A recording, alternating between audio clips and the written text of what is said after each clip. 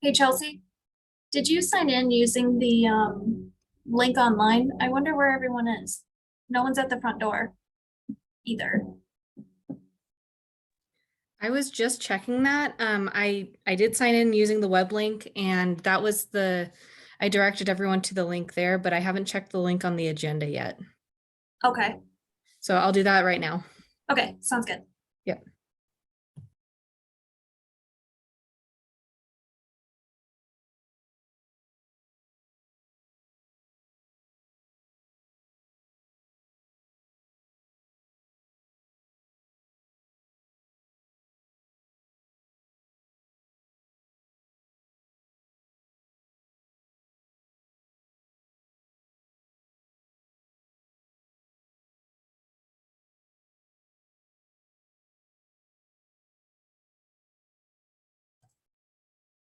Hello, Hey Leah, how are I'm starting you? to see people filter in, but I'm good. How are you?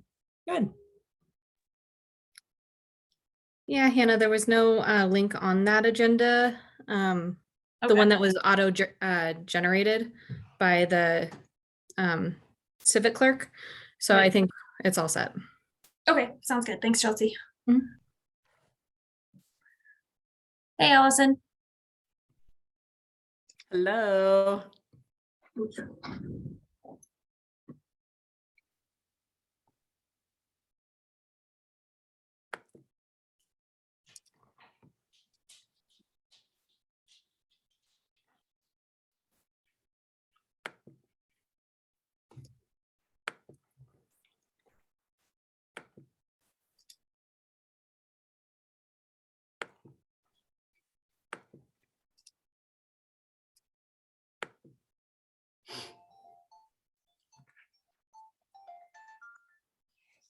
Andy Wells. Hey, Andy. It's virtual, yes.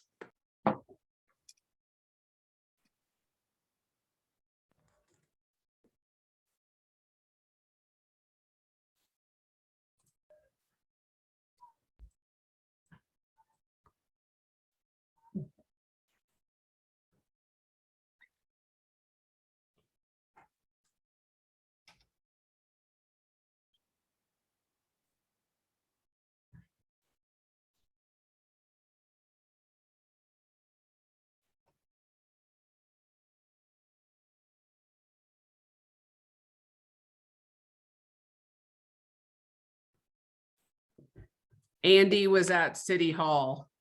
Oh no. Yeah, I just checked. I didn't see anybody, but I must have just missed him. So anyway, he's heading home. So he said he'll be a little late, and Okay. I don't know if do we have a quorum to start, or do we need to wait on him, or do we know about Abby? I know that we do have a quorum to start. Chelsea, did you hear anything from Abby? I don't believe I did. Let me double check.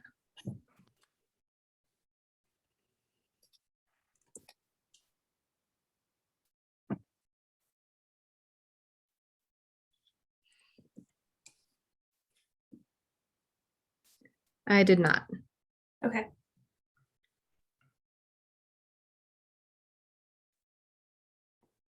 Well, should we proceed? I know Andy, he has to go wherever he parked, and then like Lower Crystal Hills, I think.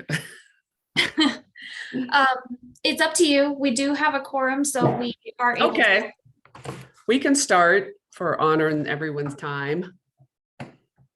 I know we had a guest. Oh, there's Dale. So let's see. I guess we will call the meeting to order at 6:04 p.m. And we have a quorum, and did everyone, Aaliyah and Barb, did you get the minutes that were sent a little late and have a chance to review them? I I did receive them. I have not reviewed them yet. Me either. Can we table those, or how do we do if we haven't, no one's reviewed them yet? Yeah. I read them. Oh, you did, Barb? I did. I mean, they looked okay to me. So sorry about that, everyone. That was a complete oversight. I apologize. That's okay. Should Happens. we table it since we wouldn't have a second, or just put it, like, Yes, you can. review it now? I would recommend tabling till the next meeting. I don't see any Okay. issue with doing that. Okay, let's do that. So we'll just table those minutes until we meet again and have a better chance to review them. All right, we are on to public comment on non-agenda items. Dale, I know you're here to speak about an agenda item, which is the zoning code. Was there anything else? No, that's pretty much. Can you hear me? Yes. Okay, I can't see myself on the screen, so I'm not quite sure how it works, but I can hear and see 4 of you. Yes, that's Okay. all. Brief comment. Okay, so, If- all right. Dale, So you might have a little picture of a video camera at the bottom of your screen. And if you do, and you click on it, then it should pick you up. I am mobile. Let me see. I did get Uh, full disc transcript, disconnect audio. No, I'm not getting anything other than a raise hand and a mute button that I can tell. no worries. Okay. We can hear you. And so when we get to that, I think, yeah, you're the only, everyone else is part of the presentation. So when we get to that piece, we typically give like guests 5 minutes or so to, ask, but you're coming in asking just general questions. I think you had sent me ahead of time, so we'll just, allow you to speak. And if we need to, adjust, I'll let you know. But I guess we'll just roll into new business, which is the zoning code updates. Yeah, thank you, Chair Gerbig, for the opportunity to present the draft zoning code. So as you guys know, I am relatively new to the city, and one of the big projects that I stepped into was wrapping up this project. We have been fearlessly led by Jen Gardner, who's with Logan Simpson. She's our project manager. And she's been the consistent thread through this whole 2-year process. At this time, we have a draft that's posted for public review. That draft has been reviewed by our code committee, and we are currently collecting public comments.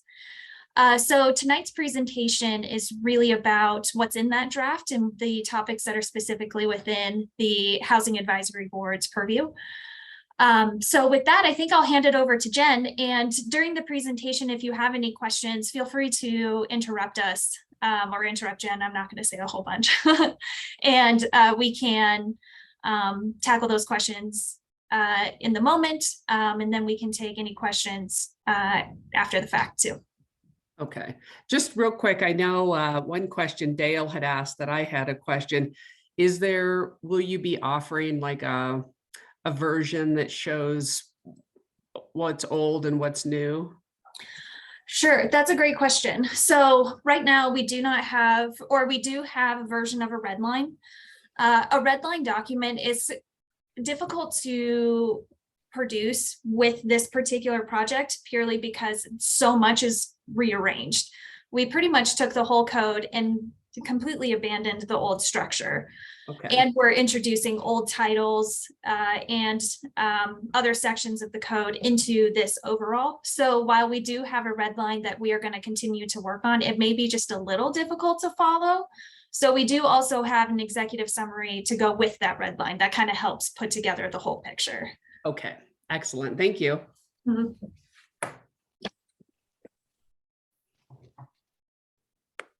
All right. I'm going to go ahead and share my screen and share a little presentation that we have. Let's see here. Can everyone see that okay? Yes. Okay. So just to kind of remind everybody of the journey we've been on with this project, we did kick it off pretty much with staff in December of 2020, really kicked it off full speed ahead with the public and the whole group early 2021 with internal code review. You all might remember we had a general questionnaire that went out to the community to help us just kind of understand what was working and what wasn't with the code. Then we followed that up with some topic specific questionnaires, one on sustainability. I believe there was one on kind of housing options and those types of things. So we had just a few small topics that came out in a subsequent questionnaires. We did a series of stakeholder interviews at the beginning of the process. And I know we met with the HAB group a couple of times during that, once during the stakeholder interviews and then once during a more topic specific conversation.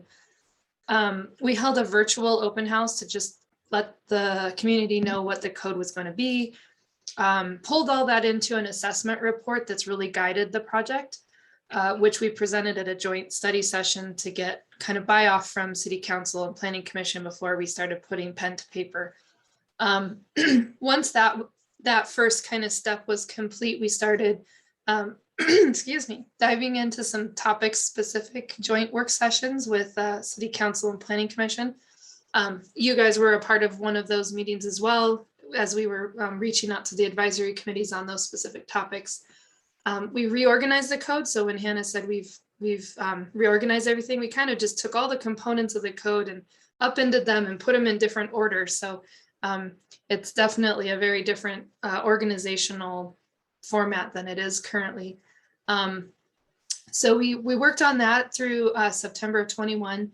And then last September through this July, we really spent time with our working group. There were about 30 individual meetings with that community working group to work through the language of the code and edit it and massage it and add new language and a ton of new graphics. Then we spent August of this year kind of reviewing and refining that draft. And then pushed it out to the public at the beginning of September. So the draft that's out now is that particular draft. And we'll be taking public comment. We had our open house last week. We're meeting with all of the advisory boards just to see if there's anything else we need to fine tune before this goes through the adoption hearings. So that's our overall schedule. The working group did start out with a couple of additional members. Andy from the Housing Advisory Board actually was on the committee at the beginning, and he chose to step out due to additional commitments at some point. But these 7 are our fearless leaders that stuck with it through the whole process and have really put a lot of time and energy into this document and really tried to review it from all different perspectives. And they've had some fantastic conversations along the way. This new organization of the structure, and I know this was in your memo that Hannah prepared, but just a quick overview of how we've reorganized everything. So all of the general provisions are in chapter 1, all the zone district standards, so definitions of each zone district, the dimensional standards are all combined into one chapter now, the zone district chapter. Chapter 3 is development standards. It's probably one of the biggest sections. It includes landscaping, parking, fencing, lighting, street standards, a lot of the different standards that would be applicable to all types of development. The use standards is another large chapter. We combined all of the permitted and conditional uses into a table that's organized by zone district to try to help administer what uses are allowed in which zone district. Chapter 5 is the subdivision regulations. Your title 16 right now is subdivision, and we pulled all the application procedures into our new chapter 6 and then kept all the relevant subdivision regulations in chapter 5. And then chapter 7 is all of the definitions. There were definitions in 3 different areas of your code that have all been combined into one chapter. So When we have met in the past, a couple of the biggest priorities that we have discussed with you all were removing barriers to affordable housing and then looking at non-traditional housing options. Those were kind of two of the big priorities that I recall from previous meetings.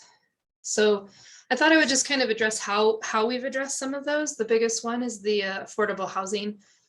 In chapter 2, in the zone district chapter, at the beginning of the section, we included a new section on kind of how to navigate the measurements. So how you look at setbacks, building height, density.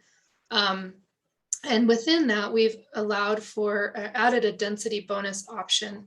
And I believe a couple of members of our group came to you guys to talk about this somewhere along the process, but we landed on a residential density may increase by 25% if 25% or more of the units provided are at or below 100% of AMI. There's a little bit more description in the actual code. I just pulled out kind of the simplified version of that. So that's kind of the big piece that we brought in to try to encourage or incentivize some more affordable development.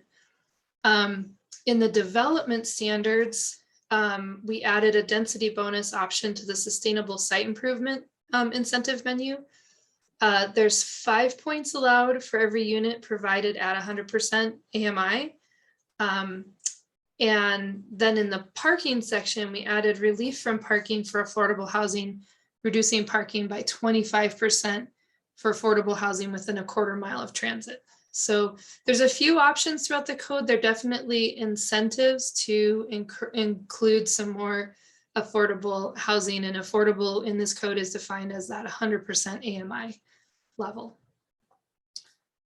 Within the use regulations, this isn't a huge change. We changed the terminology in here, but we just really clarified what types of housing would be allowed in what zone districts. The mixed use zone district probably has seen the biggest change. It's Could I interrupt actually- you just? yes, briefly? absolutely. Go ahead. AMI Yes. means, Area median income.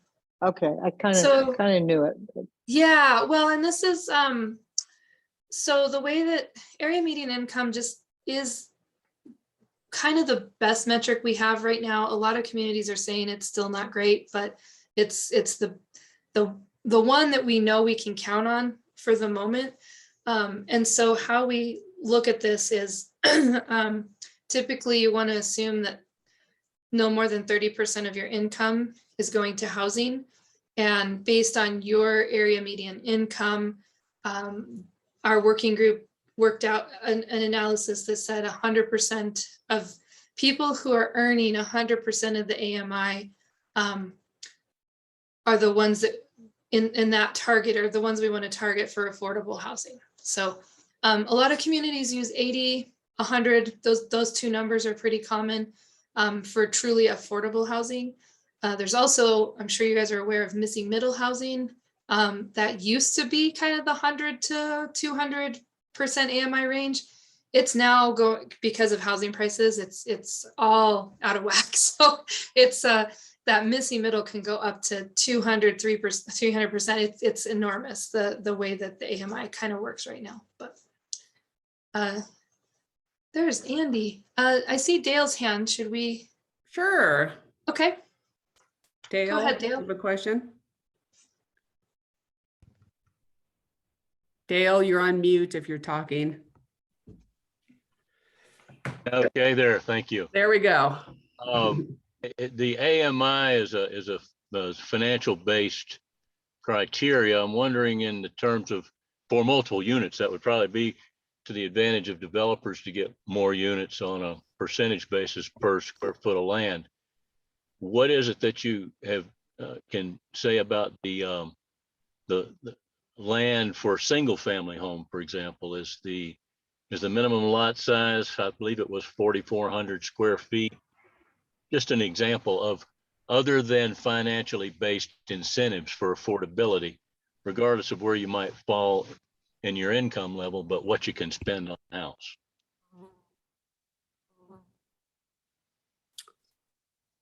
Yeah, was there a specific question in that? Yes, in incentivizing affordability, has there been any increases in accessibility for single family homes? You want me to tackle that? Yeah, you take that one, Hannah. I'm just Sure. trying to process how that would apply. So go for it. Yeah, so we are not proposing any changes to minimum lot sizes, setbacks, or anything like that for any of the zone districts. We are also not proposing any particular incentive for a single family detached home. So the density bonuses would really apply for when multiple homes of many different forms were proposed. I did notice in hillside low density residential, I haven't had a chance to, I think it was 233 pages, but I'll finish it off. But hillside low density residential, I think, has a more higher standard for building anything on based on the percentage slope from what it did, I believe. Is that correct?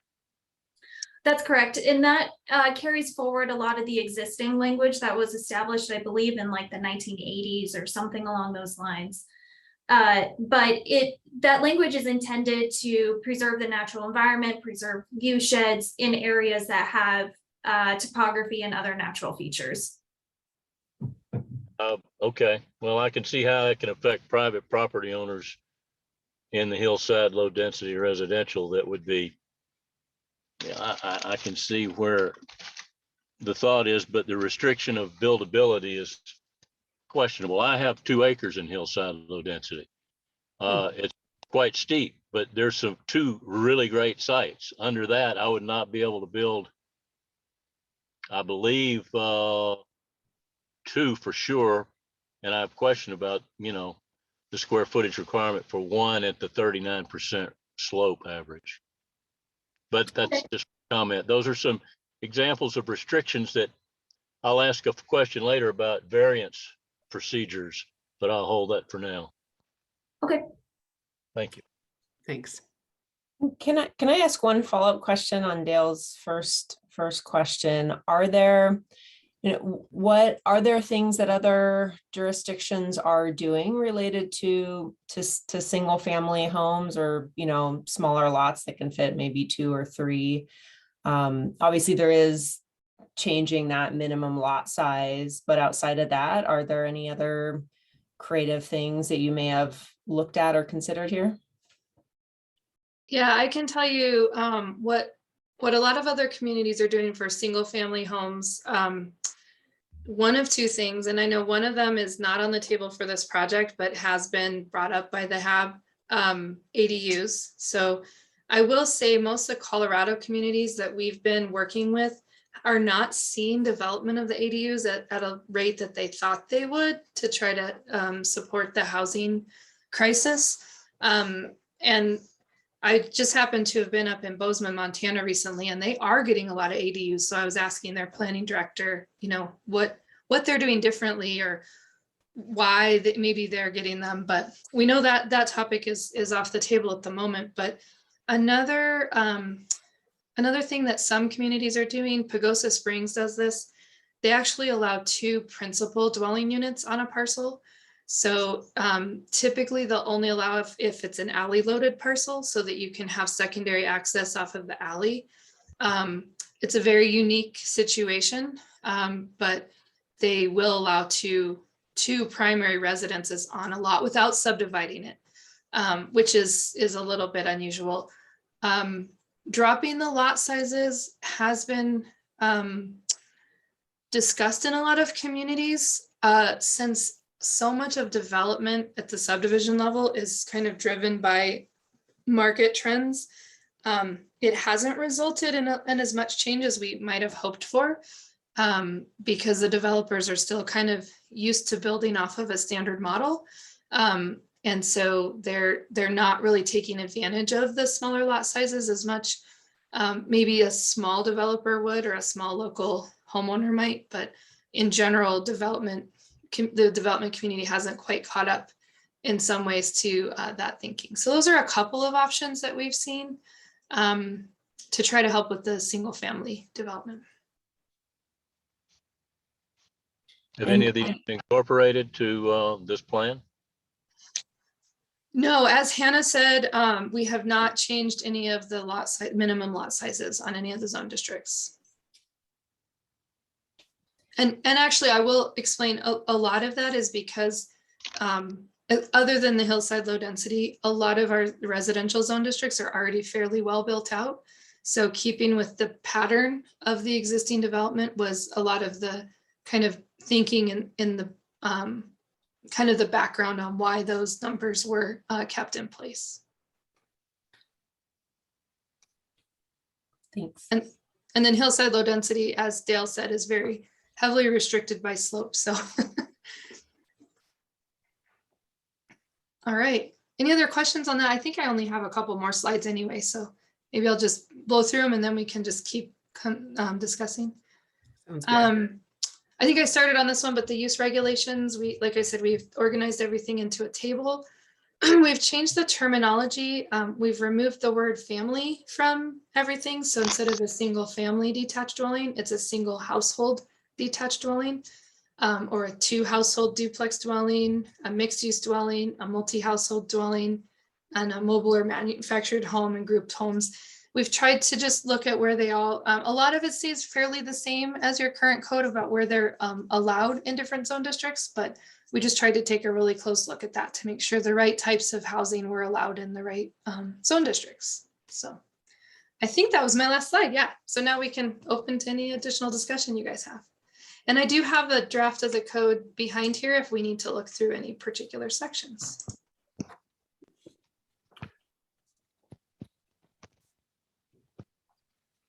Anyone in other particular questions? wants to start? I just had a couple questions, and it's probably because I'm just looking at this sort of now. On like, it was, I think, the document that was shared, like page 50, it was related to that 18.375B. And I just had a question. It were those points. And I was curious, like, if that's something we've always had, is like this point system. And then is it really like the minimum is just 5? I mean, it seems like I appreciate there being things about affordability and different things, but it's, if the minimum's 5, it just seems like people would just look over past that. And why pick that one? I'd pick the bike rack and the, Right. car plugs or something. Right. So this whole section is completely new. None of this is in your code now. And we did that somewhat intentionally, the 5 points, to really introduce this concept to the city, test it out, and then over time, maybe that number will need to increase. And you're absolutely right. And the working group did pick up on that there are some very low hanging fruit items in here that can get you to the points. But there is also additional points. So if you wanted to, you could get your first 5 points with something like bike racks, like you said. And then you can go for 5 more points by providing affordable housing. So And do you get a greater incentive the higher the points, or does the incentive, I mean, I know on the chart, some of them are like, yes and no, or whatever, if you get a, what is it, variance or something. I don't remember what it was. Right. So we're just talking about which ones of these would apply to the density bonus or the other relief. Yep. So for example, if you were to put in, let's see, trying to think of a good one here. Okay, so if you were to install, you already have your original 5 points and you're going for the bonus. If you installed level 2, one level 2 electric charging station on your property, then you would qualify for this extra bonus, and that gives you that extra density. So if you did 2 of those charging stations, oh, that one's a no, sorry. I'm messing myself up here. Okay, let's do landscaping. That one's an easy one. So you exceed the landscape area requirement by at least 25%. That would apply to getting you some additional bonus bonus density or relief from the landscape requirements, building height, or amenity space. So you kind of pick and choose. I see. And those were picked by just the people from the committee, or those?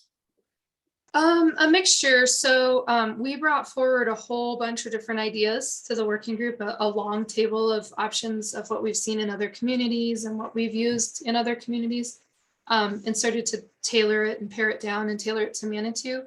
The climate action working group actually weighed in a little bit on some of the more environmental or sustainable options. And then the working group mostly pared that down. Staff was involved in that conversation too. So trying to tailor it to Manitou and still provide some options. And I will say that the rooftop garden one, we've had some people have said, oh, rooftop gardens don't work in Colorado. Let's not include that one. And then I've had several people say, oh, I'm really glad to see that you included rooftop gardens. So, you know, you kind of hear both sides of the coin on that one, but we figure, yes, maybe it is harder to get a rooftop garden to establish in Colorado, but if you want to go ahead and try it and get your points for it, I think it's a fabulous option, especially with we have a new standard in the code that after the second floor, you have to step back your building. So to take back that space, you could have an outdoor patio, outdoor amenity space, garden space, whatnot. So I think there's some give and take there. Okay. And then just throwing this out there, Sure. I'll probably get pushback, but the plugs for your car, I mean, again, I know they're not, they're more environmental friendly, but it's like, if Manitou's trying to push walkability, why would we incentivize plugs? Like, could we add something else like senior housing or, increased units for ADA compliance or something? I don't know. Just throwing that out there. Yeah, no, I think that's a great suggestion. It's funny that you bring that up because that has come up before, that we're still so auto-centric, and Yeah. we're writing all this stuff into the code that accommodates the automobile, and we're all hoping that maybe we'll reduce reliance on the automobile, but at the moment we still all are very reliant on automobiles, so trying to accommodate that market. But the senior housing option is an interesting thought, and I know we've worked into codes in the past. What's the word I'm looking for? It's not accessibility from like an ADA standpoint, but making sure that, if you build a house that's got the main level master and no stairs at the entry for that kind of transitional type of housing, we have included points for that in menus in the past. So Okay. it might be worth bringing back to our working group and asking if that's something they'd be interested in including. Okay. Excellent. Thank you. I'd note that since I am a seniors are still dependent on the automobile, or they need a place to plug in their jazzy wheelchair or whatever that scooter. So I appreciate that, Barb. Okay, bye. I love So it. if I can ask just clarification on this table, because this is a beast of a document and I've not had a chance to go through it all yet. So you're adding, there's a base requirement that you have to do so much sustainability, right? And get these 5 points. And then if you do additional items in this list, then you can be eligible for a density bonus or for other relief of different regulations. Yes, correct. Okay. And the affordable housing is just one of those options, probably one of the most challenging of all those menu items, right? To get that density bonus. Yes. Okay. And actually, as we're talking, I'm realizing that you could kind of work yourself into a loop if you really apply this, because one of the options is that density bonus of 25%. one of the options to receive points is also providing 25% of your units at that AMI. So I now, like, speaking to you guys about this is making me think about that a little differently. And I'm almost wondering, since we already have this as a density option earlier, just a straight up density bonus option. And I think the working group actually was starting to get at this, but didn't quite connect the dots either, like I am right now, that I think this one item probably should come out of the menu because it's kind of repetitive. But I think to provide that, to get the points, to get more density seems kind of cyclical to me, but I'm going to look at that and process it a little bit more and see if it still makes sense to keep it in there. I see. Okay. Thanks. And are there other, can you summarize any other updates in the code that have highlighted any sustainability requirements in addition to this, if there are any? Yeah, so there's actually quite a few sustainability elements. The landscaping and screening has just in and of itself, by actually spelling out more landscape standards, there's a sustainable element to that. We have tree preservation. So this vegetation preservation standards is a section where we're requiring preservation of trees over a certain size. And if you can't preserve them, then you need to mitigate them. So we're trying to keep that urban tree canopy to help with urban heat island. We also have parking lot landscape standards in here to require trees in the parking lot island. So if you have a large enough parking lot to require the little islands, then they have to have trees in them to help with shade. This whole alternative energy and green infrastructure section is all about sustainability, electric vehicle charging and solar infrastructure, and then that sustainability menu. And then down in the mobility requirements, we have a section on low impact development. So if you exceed the minimum number of required parking spaces, then you need to deal with your stormwater or manage your stormwater through either a bioswale or a grassy swale or a rain garden to try to mitigate the impacts of paved surfaces going all into the stormwater system. So those are kind of the overall highlights of the bigger sustainability pieces. We do also have the requirement for a reflective roof. Oh, too. right. Yeah, I forgot about that one, that Hannah. your- Thank you. Yeah, that your rooftop has to be covered for commercial and multifamily buildings. 65% of your rooftop has to have a solar reflective index rating. That's pretty high to help reduce that urban heat island effect. How does that, in the past, we've discussed whether we can apply building standards in Manitou's code that are also referenced in the regional building code. And so, and this is, I mean, roof, there's not reflectivity requirements in the regional building code, but there are roof requirements, right? Roof products and all that kind of stuff. So how are we able to do that here? And do we have flexibility to do more? Right. So we do have authority to require this.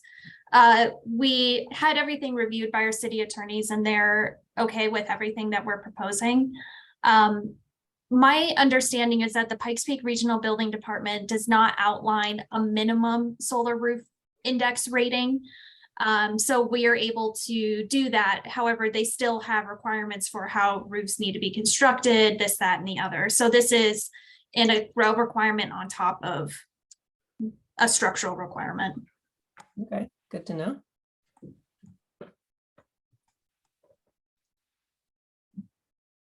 I had another question about, it's 18.04.25, 2.5, I guess. The way I was reading that, I thought that was accessory dwelling units. Is that just like talking about sheds or? Down Because there. I thought I heard Jen say that nothing was changed for ADUs in this code update? Correct. Can you say that section number? again? I think it was, let me look if I have it written down wrong. It's like 18.04.22 is sort of Okay. how it starts. Yeah. So And that's then- your accessory structures. And Okay, this does relate only to sheds, garages. You cannot have a habitable space in them. okay. Okay.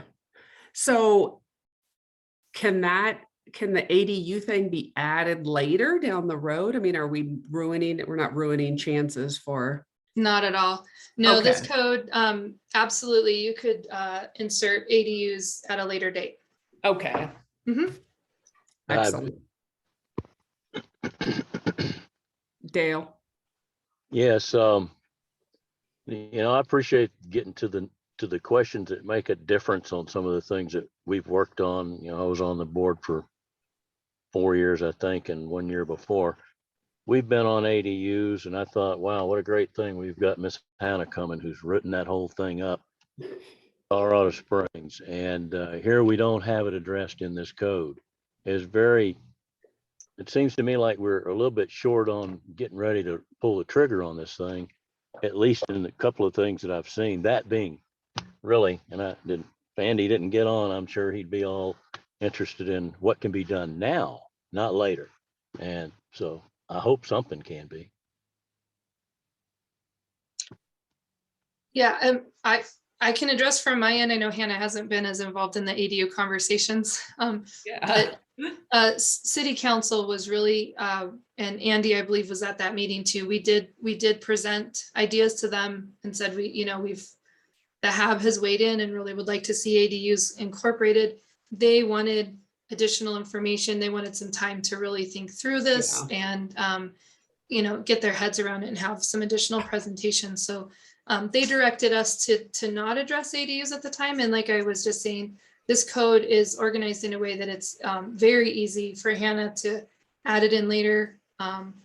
So if she needs help, she can always contract with us again or whatever, whatever she needs. So, but yeah, it's definitely, the door is still open. And I know it's a conversation that will continue to happen. So we were definitely given the do not address it at this time. So. I'm on the meeting, but if I'm a participant, I can't hear. So Andy's saying he can't hear anything. Huh, you can't hear us at all, Andy? I can hear you. He says he's just a participant and say again, Andy? He can hear it if he's not a participant, but if he puts if it's like video, is that what you're saying? Okay. Oh, he's saying he can't speak. Okay, I think you're we on did just hear mute. him. So Yeah. try again. I'm gonna put the phone down and try to unmute yourself and talk. Hello. Yeah, we can hear you. We hear you. Okay, thank you. Okay, bye, Andy. Okay, okay, who was talking? I'm sorry. We were just saying, yeah, that we were holding off because we do Mhm. need to have a deeper conversation, and it sounds like not adding it now, we still have the opportunity. Absolutely. Once we get our foot on the Yeah, really, I mean, we go through a lot of effort to update a land use code and get it as perfect as we possibly can, but in reality, a land use code is still a living document. And 6 months, 1 year into the code, there may be something that Hannah says, oh, maybe we need to tweak that a little bit, or planning commission says, this criteria works, but we just want to tweak this one thing to make it work better. And so it will continue to evolve even after it's adopted. Okay, thank you. Andy, Hopefully did you have a hopefully question? we've provided a good structure to take you another 20, 30 years or so. with the structure itself, but it'll get amended for sure over time. So, Okay. yep. Barb, do you have your hand up? Yeah, I Okay, was go gonna for it. say to Dale, there was a strong citizens presence at that city council meeting that was pretty vehement against ADUs. And so it was sort of dead in the water at this point until there's more of a citizen push of individuals who do want them. Thank you. Okay, thank you. Those were the, let's see, I think the questions I had. Did anyone else? Andy, did you have anything to add? There are some people that don't want ADUs, and they live, what's the area to the north of El Paso? So they're trying to rule it for everybody. Yes. And That would be the Villas. Yeah, the Villas. And it's Bill, and he's just adamant, and he's got his whole neighborhood. He thinks people are just going to come in and build ADUs, you know, without permission of the owner of the property. And city council needs to be educated. Yeah, and that's our plan, I think. It's Now only that- been 6 or 7 years now. I know, but now that we have Hannah here, so she'll push us along and maybe a little bit more. Yeah, what would be helpful is to get this framework established, because our current code, I mean, I'll be honest, our current code is so broken. It is so frustrating to use and to try to enforce. And this new draft would significantly improve what we're able to do and improve our essential service, which is development review and communicating requirements to the public, this, that, and the other. And once we get this new framework established, I really feel that we'll reestablish confidence with the public, and we can introduce some of these more complex and controversial topics at that time. That's my thought and opinion right now, anyway. I just hope I'll still be alive. No, I've seen the plans for what Andy'd like to do with his property. It seems on par with a lot of communities and what they do with ADUs. So we'll keep rooting for you, Andy.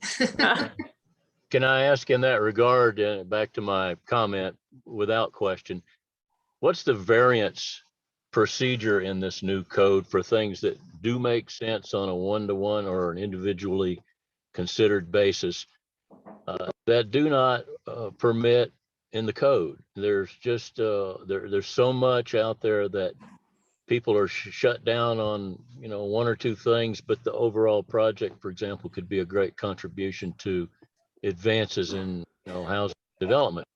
So where is the variance component in here? Right. So I'll tackle this one. The variance process itself would remain relatively the same. So we still would be referring variance approvals up to the City Planning Commission for a decision.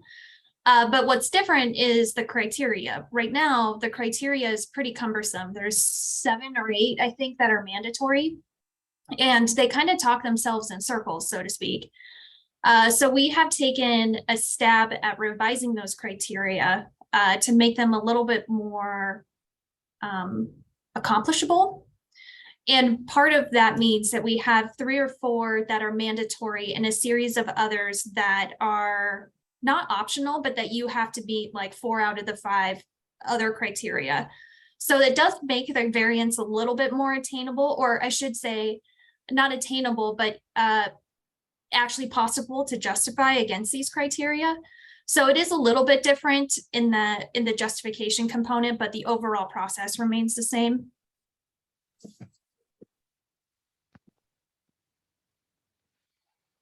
Thank you. All right, any other questions or comments? I know in the packet,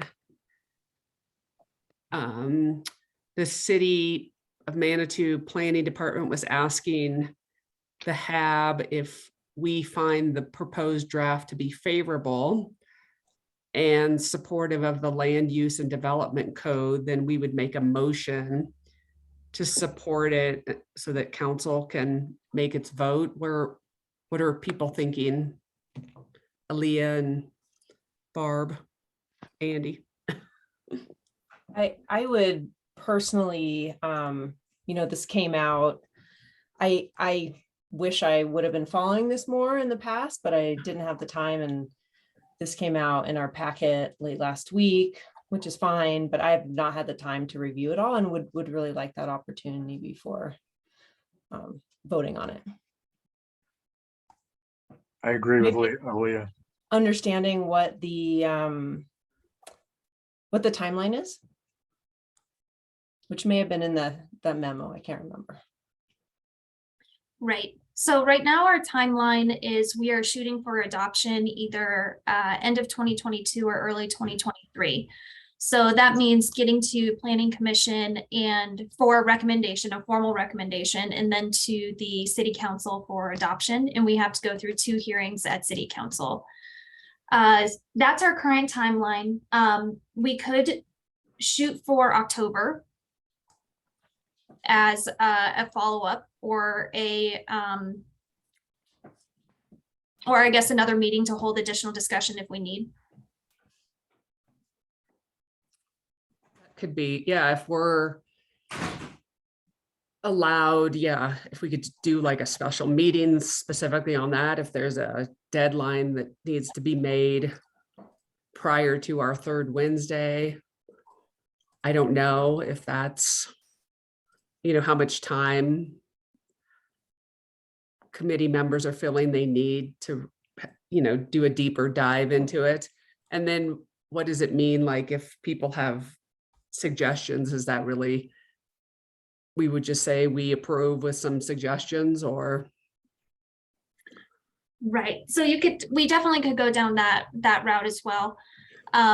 We have an overall steering committee that Jen listed at the beginning of our presentation. And not that they are the end all be all, but we generally, before making any significant changes in the draft that they have currently reviewed, we need to run those things past them so that they're aware and not vehemently opposed. Okay. Which I don't see that, if it's coming from the Housing Advisory Board, I can't see that they would really be like, absolutely no way. But that's just how the process goes. So we could table discussion for future meeting. That's completely fine. Or we could motion to, or at a later meeting, motion to approve with suggestions or changes or something like that. But if the consensus is that there hasn't been enough time to fully dive into what's been proposed, then we can definitely wait to a future meeting so that you can make a motion more confidently. Okay. It sounds like that's what, I can't see Andy nodding, but I imagine he's nodding along with Aaliyah.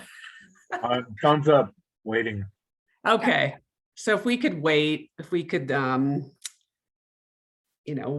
have the opportunity to review it and be prepared for next meeting. Do I need to make a motion around that or just? No, I think I understand the direction. And I guess I should reiterate my understanding, which is that we will table this discussion to the October meeting. Yes. And at that time, we'll circle back on some of these topics and see if we need to expand the discussion, make any recommendations to the steering committee, or if we are comfortable with what's proposed, recommend approval. Okay, that sounds great. Okay. All right, well, I appreciate it, Jen. That was an excellent presentation, and Hannah, thanks for everyone's comments. We'll just make sure we're digging into it, and then we can see, yeah, maybe Abby can take a dive into it as well, if get her voice in there. So I guess, is that all on that, on new business? No, we're off of zoning code and now we have budget goals and visioning. Right. So everybody's favorite topic, budgets. Bye. Have a good night, Jen. Thanks, everybody. Oh, bye, Jen. Thank you so much. So with 2022, the HAB had approximate, or I think it was exactly $18,000. And that was 10,000 to go towards the energy efficiency program. And then to be honest, I'm not really sure what the other amount is for, because that was before my time. But in 2023, we were given an instruction to decrease and keep a flat budget, or to keep a flat, but to find decreases where we could. So we, at this time, have proposed a budget of $1,100 for the HAB. And that, or I should say, I think it's 14. That does allow for a lot of training and going to conferences and paying for travel and things like that to go to those conferences. So we'd still be maintaining that level of further education opportunities. However, like some other programs with the planning department, we did need to make a couple cuts. So we are not proposing to move forward with the energy efficiency program in 2023. And that is purely because there's a lot of questions around the marijuana ballot initiative in Colorado Springs. And so that could significantly impact the funding that the city gets. So I wanted to bring that to the Housing Advisory Board. I know it's kind of a bit of shocking news, so I wanted to get your feedback on the topic. What has been, I mean, we just put a lot of effort, including you all, into redeveloping this program. And I know it just launched. We probably really don't have much feedback on it yet. Do we have any feedback on it? Yeah, and that was going to be the next agenda item, but I think these are kind of intertwined. Mm-hmm. So if you're prepared to talk about both, then we can definitely do that. Yes, go for it. At this time, we've only gotten 2 applications for reimbursement, and we've spent $200 total. So we are preparing. I wanted to talk with the HAB to see if we were interested in adjusting some of those program guidelines to either increase the amount of participants who are eligible or increase the amount that we're willing to reimburse to maybe make it a little bit more attractive, or something along those lines to try to get more people in the door. So we have seen requests from a couple of folks to do a, oh shoot, Kelsey told me what it was called. Chelsea, you might remember. It's like a oil water furnace. Heat pump water heater. I did talk to someone who was looking at the program for those. Right, and it didn't quite meet our existing guidelines. So I wonder if there's a way that we can increase what is it eligible. Well, I guess this is up to the HAB. So right now we're not getting the foot traffic that we need to hit spending $10,000, which is definitely our goal. And if we have any remainder, I am requesting that it rolls forward into 2023. It's still a request right now, and I can't guarantee it until it does get appropriated. But that's where we're at with that particular program. And what were the 2 applications that did come through? Do you know what they were for? Yeah, they were for high efficiency toilets. Mm-hmm. And there's also the landscaping piece that we were going to develop this fall. That was a little more complicated component, but could potentially be more of interest to people. People probably aren't going to be applying for that until the spring. Right. We'll be doing landscaping this fall and winter likely, so we have time for that. But that, that was another component. I think it's totally appropriate to look at some of our some of our requirements, and especially if we have some feedback from somebody, I'm super interested to hear what it was that they were looking at. And so if you could share with me any of those details, I'd love to hear that. Yeah. But I'm a little discouraged to put energy and effort into this if it's just going away. Yeah. Can't And I'm move. curious if, I mean, if we're getting that 14,000, why we can't, I mean, we don't need that much training. 1,400, right? Like I'd like to use the 10 to go, like Aaliyah said, to be able to use it for some of those areas that we said we were going to work on, like the landscape. And we can't, like she said, we're pushing October and we're not going to be ready to do that. Are we not allowed to choose how we want to use that money? Or it's, So it would be 1,400. oh, 1,400, sorry. That's not, yes, okay, Yeah. thank you. I misheard clearly. Oh, you're fine. You're fine. Yeah, and that budget line, we do have some discrepancy in what you would want to use that money for. I did pick that number because it would pay for 3 or 4 housing advisory board members to attend the Housing Colorado conference next year. Okay. I've heard fantastic things about that conference, and that it specifically is geared towards housing professionals or housing advocates in the state. Okay. And so part of my thought process was, and granted, please understand I'm coming in completely new and I don't know what all the previous discussions were.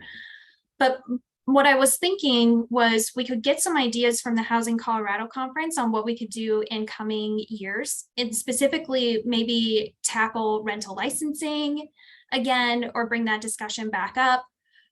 We could tackle ADUs in the coming years, or establish other strategies, like maybe a land banking strategy or something along those lines.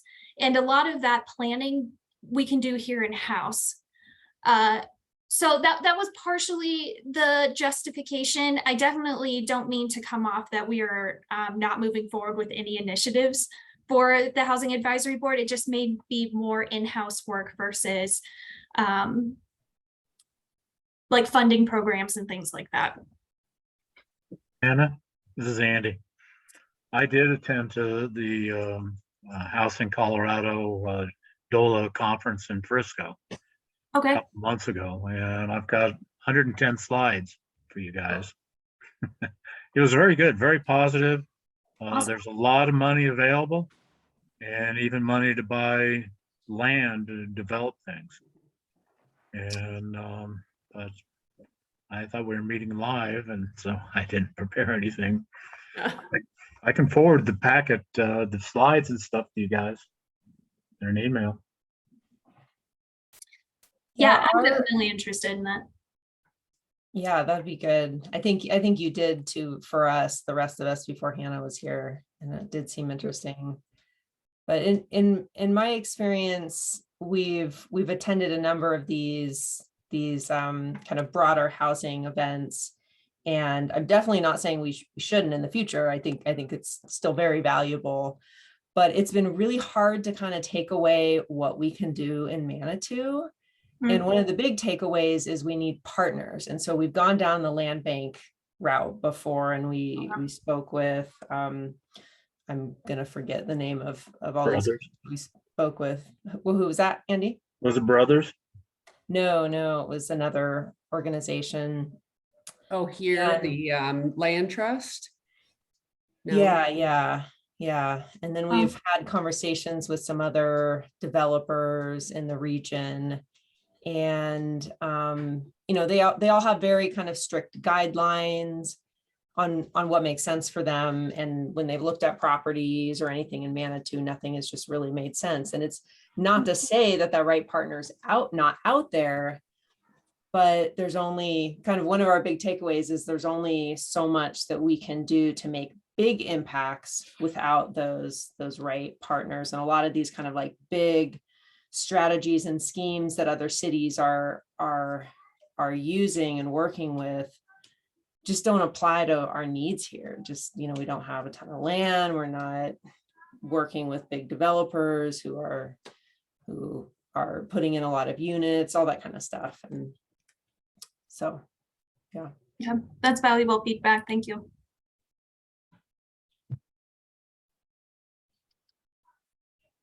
I know too about the energy efficiency. We haven't met enough. We were talking about, doing more like mailings and different things to get the word out more. And I felt like maybe we were like, oh, well, we have time to, because we have then, and I know that doesn't mean that it would necessarily roll over, but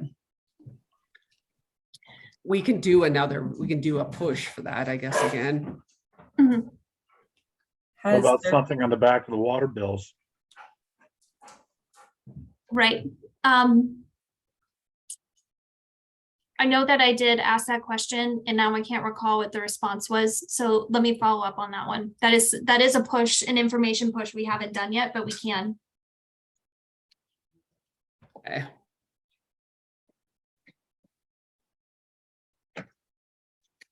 I have a question on the energy stuff. So I know I recently replaced the water heater and it just wasn't practical for me to go for one that was going to meet the requirements for the energy efficiency. And in reality, the gas one I got is really so much more efficient in a variety of ways that it sort of counteracts the need to change it out to something different. I don't know. I think we've advertised for energy efficiency things, but some of what requirements are is just not going to work for everybody. And but I guess what I'm confused about is if we're being told we don't have the money because of the fears about pot and the lack of revenue, then I'd rather stop it before it gets going and has to be pulled back. I think no reason to try and push something if it's actually not being supported. And it's a disappointment if it's not being supported after putting that much effort into it. But on the other hand, I guess I'm not sure what was, if we're being told just you have to cut back, then until Colorado Springs has their vote and we figure out what's happening, maybe we need to table it for just that long. Barbara, I agree with you. Some things don't make sense to put in like a electric hot water heater.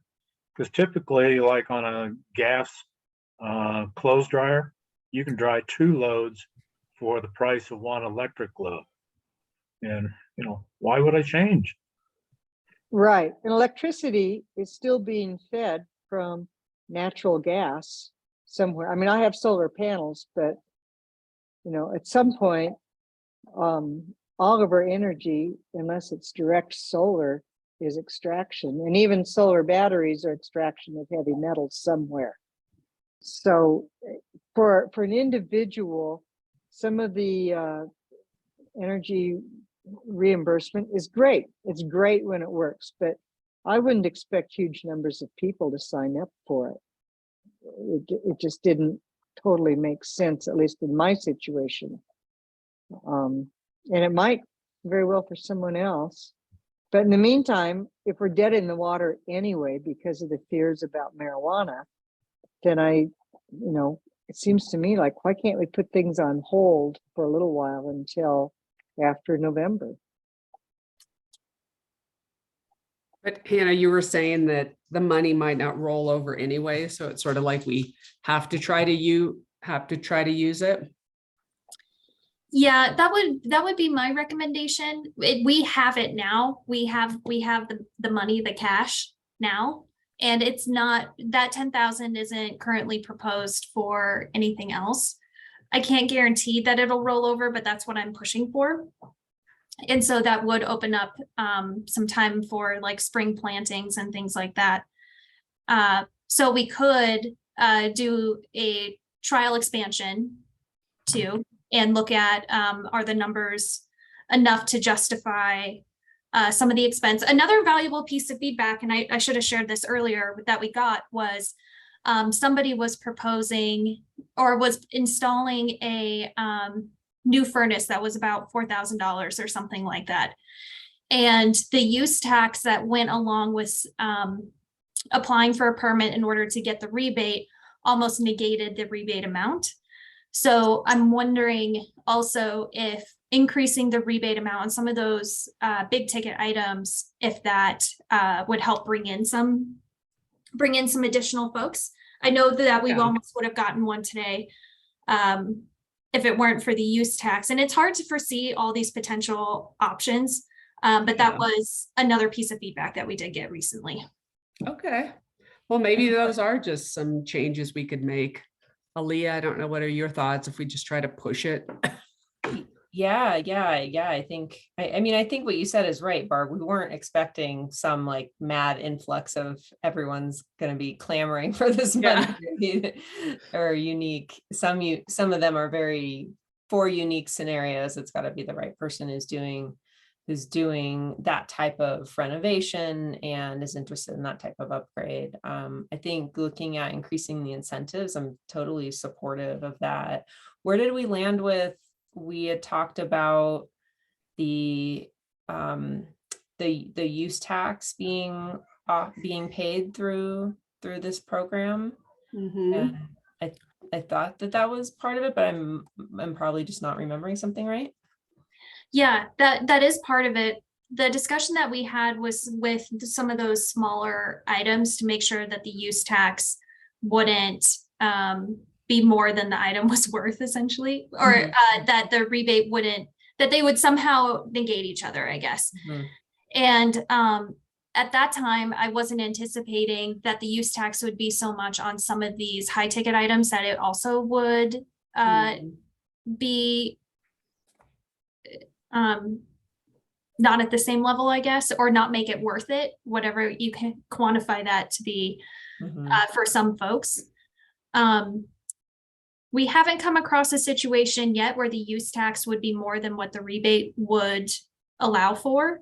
But some people are viewing the process of literally just filling out one form and giving us some information on when they purchased a particular item as not being worth enough of what the rebate would get them.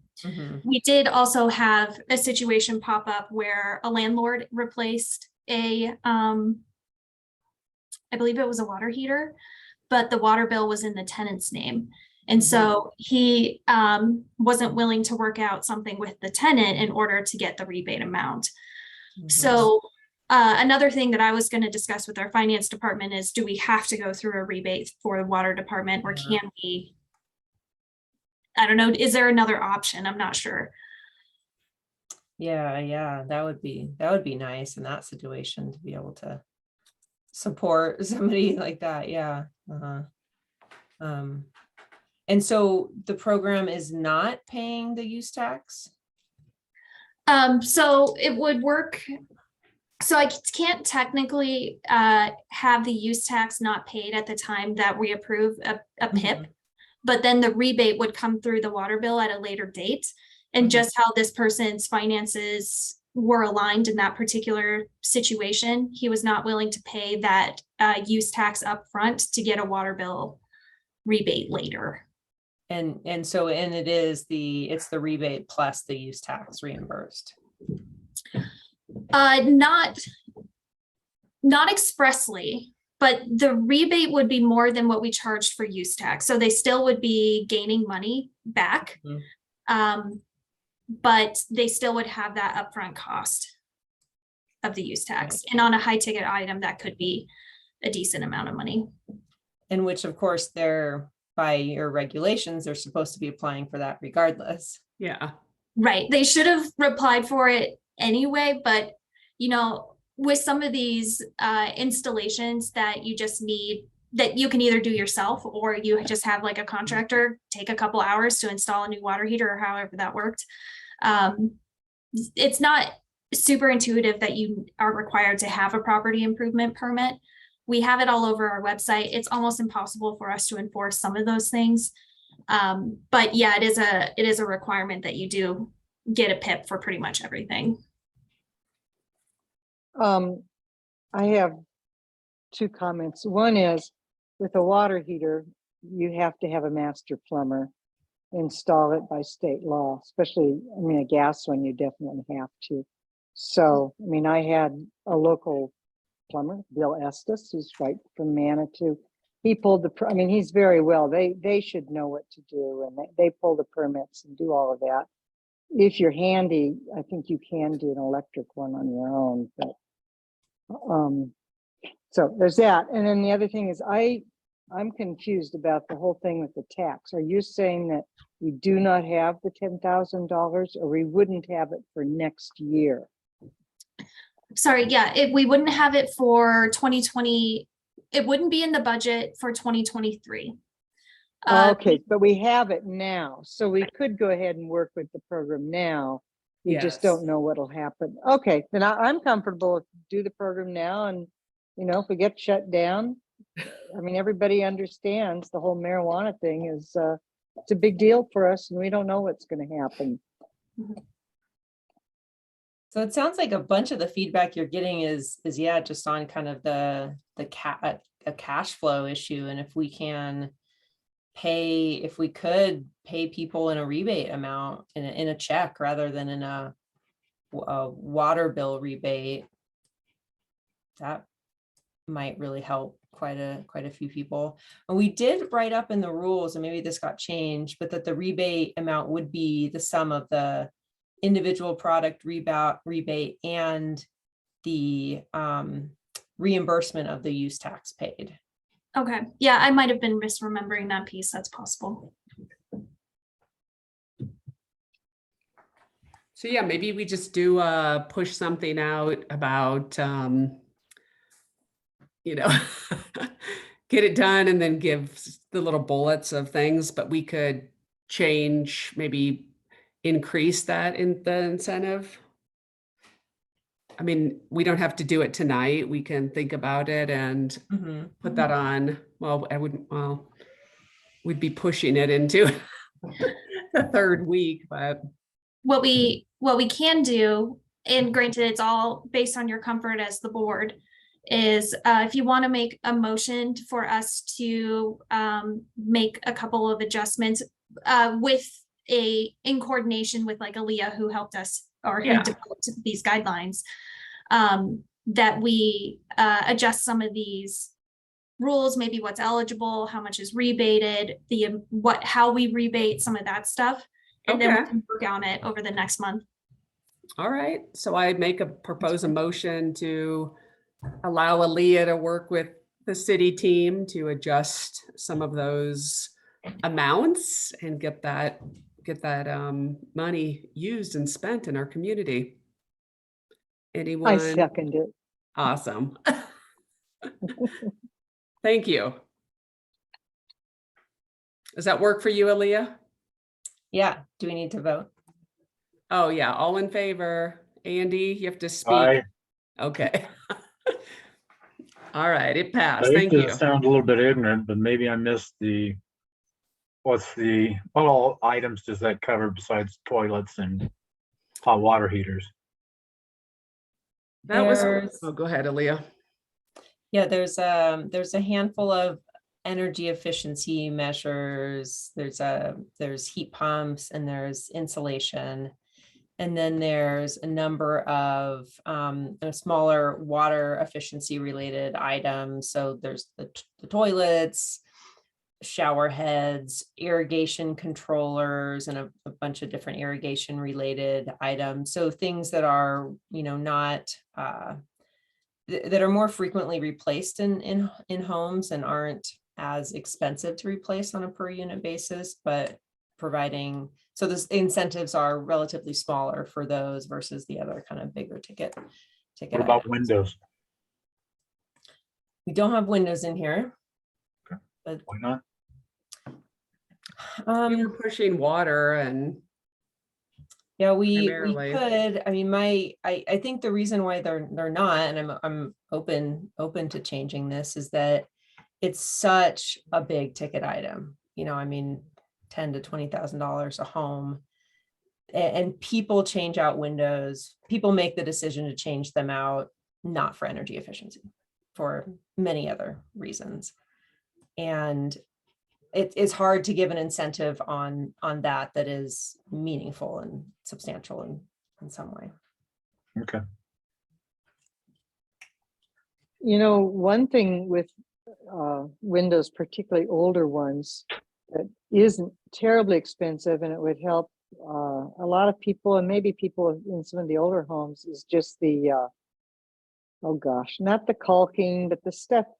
What's that rubbery stuff that you put in between the windows to help with I forget what you call it. Weather You know what I'm stripping? talking? Yeah, the weather stripping. Oh. I mean, that stuff, it's not expensive to buy. It is expensive to have a handyman put it in for you. Right, And yeah. some people do it themselves, but that's something that could make quite a big difference in terms of energy loss to a house, and it's sort of something people do fairly often, even if they don't replace the entire window. That's a great idea, especially around Yeah. doors. Doors is a big thing for weather stripping. We could reimburse the purchase of weather stripping. It's, yeah, it's not too expensive, but yeah, I like it. Yeah. That's a great idea. Is that, so we'll just let Aaliyah and Hannah and the city work on those? Sounds good to And me. we'll support it. You're on mute, Barb. There we go. Weather stripping for certain kind of high-end doors, like a Pella door, like I have, is unique to that door, and it's absurdly expensive, like several $100s. So there may need to be a cap on it. I think weather stripping for an average window is just your average stuff. But I was shocked when I had to have an adjustment to my door, and the Pella guy said, "Oh well, you know, when your weather stripping goes, it's several $100s." So, I mean, I thought that's crazy. Don't ever buy one of those doors. But anyway, so there should maybe there should be some kind of a reasonable cap on it, just to throw that out. That's how we have it with the water efficiency measures, that there's a fixed rebate amount, and then it says or up to the amount of the product purchase. So if it was, yeah, so there is a cap.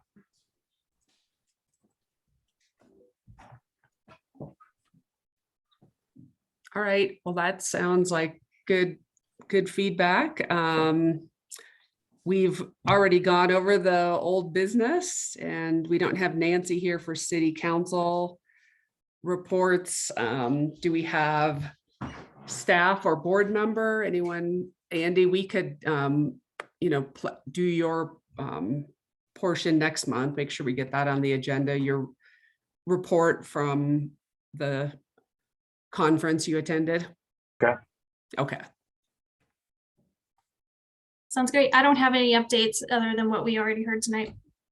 Okay. Anyone else updates? Aaliyah or Barb? Dale, do you have anything else to close out before we we end our meeting?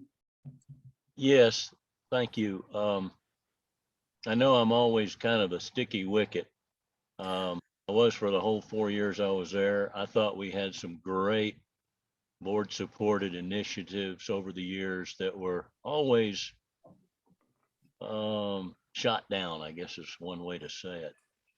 And I wanted to mention, with respect and in respect to the work that you all do for the community and continue to do, I've looked over this myself in the last about a week when I could here and there. I've found several things that concern me about de-incentivizing things when I think they should be incentivized. And I won't go into the details, but I did want to let you all know out of courtesy that I have kind of entered the discussion very late, but I think that my letter to the editor tomorrow will explain some of my concerns. But to mention to you all, and not in confidence, but in reality, we have continued to suffer the impact of this community, small, I call them the committee of 20 in Manitou Springs that has continually thwarted reasonable development scenarios and really innovative approaches to the kind of work that you and all of us, I think, intended to be a part of in the beginning. So my letter is going to be a kickoff in that regard. And the fact that you all have tabled the vote of support on this after only a week of having been given to it is just another aspect of that consideration, which, you know, was originally brought to us when we asked our staff to go to Denver to get us a grant to develop community planning committees so that neighborhoods could be neighborhoods and watch out for themselves and do things that were appropriate in their neighborhoods that might not be appropriate somewhere else. Now what we have is an overarching, I think, overbearing proposal for the people of Manitou Springs. I'm not happy about it. I'm not sure, and I doubt very much that I'll have any effect on it. But I am concerned with two code sections that Hannah's aware of that directly affect me. And I do not want to be shut out of property improvement permits that I have on file in the city now with any kind of new legislation that isn't carried forward or that I'm not permitted to make my application based on the date submitted. So I appreciate that. And I hope y'all have great successes in the future. Thanks, Dale. Appreciate your time. All right, let's see. I guess if nothing else, we will go ahead. I'll call for adjournment here, 7:26. Thank you, everyone, for your time and participation, and you know, keep us in the loop about the energy efficiency. You'll just send an update.